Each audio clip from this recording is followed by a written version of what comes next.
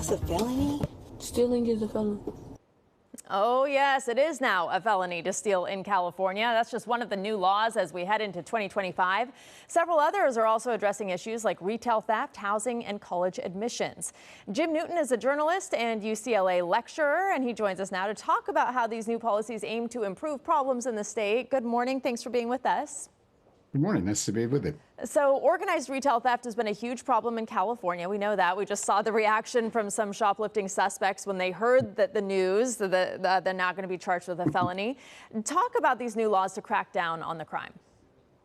Yeah, well, listen, because it's been a big issue and because it's gotten a lot of attention, the legislature, many members of the legislature have taken an interest in it. And Prop 36, of course, also passed last fall. So the government of California is responding to this issue in a variety of ways, increasing penalties, decreasing the amount of material that needs to be stolen, the value of the material for it to be classified as a felony. Trying to get at the question of when groups rob stores, how to charge people individually. So these various laws are all taking bites of that in an effort to decrease or attack that kind of crime. I should also note, as an overall contributor to crime in California, these thefts are very small. They are not a big part of overall crime in California, but they get a lot of attention and they're very scary. So that's what's attracted the interest of the legislature, and that's why we have these new laws going on the books. Yeah, good point. I mean, these are the ones that are actually put out by police, and we have the video to see them. So we see, that's what we see. Credit bureaus now are prohibited from reporting medical debt. What is the impact of this new legislation? Yeah, I was really interested in this bill. I mean, in some ways, there's really no reason to think of medical debt as different from any other debt, right? If you're a lender and you're considering whether to lend money to someone, it's part of their overall debt.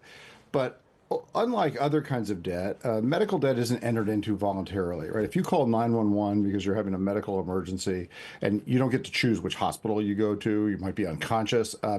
And before you know it, you might have tens of thousands of dollars in debt. So this bill, this law now, says to credit agencies, that's not debt that can be considered when evaluating creating a credit score for a person, because that's not a reflection of their profligacy, right? Their willingness to take on debt voluntarily. So that debt, which can be quite formidable for some people, is still owed. It doesn't erase that debt, but it removes it from consideration for part of that person's credit score. So it's an interesting response, I think, to an issue that really does affect a fair number of people, and in a really serious way when it affects them. Yeah, it's kind of a uniquely American issue that has been getting a lot of focus with the insurance industry, et cetera. How about housing? That's another huge issue here in California. What new laws pertain to that? Yeah, housing, probably no bigger issue, certainly for Los Angeles and arguably for the state overall.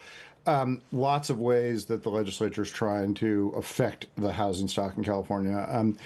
The bill that interested me the most would recognize that the state and local governments aren't builders, right? They aren't actually constructing housing. What they do is they create a kind of regulatory framework within which building can happen to encourage new construction. And so one of these bills, for instance, will fine local governments that don't come up with adequate housing plans that meet the state criteria. So they might begin paying fines. I think it's like $50,000 a month in some cases. So it could be significant. I mean, the city of Los Angeles could probably could probably carry that penalty if it had to, but smaller cities, that could be a real imposition. And it's a reminder that the state is taking an active interest in pushing this along and in getting local governments to do the work that they're expected to do. So I think we'll hear a lot about housing in 2025, and we should, because the state is chronically short of housing. Hundreds of thousands of people are homeless in the state, and it is incumbent on the state to do something, and this is part of that response. Well, we'll see how all of these pan out in the new year. Jim, thanks so much for joining us. My pleasure.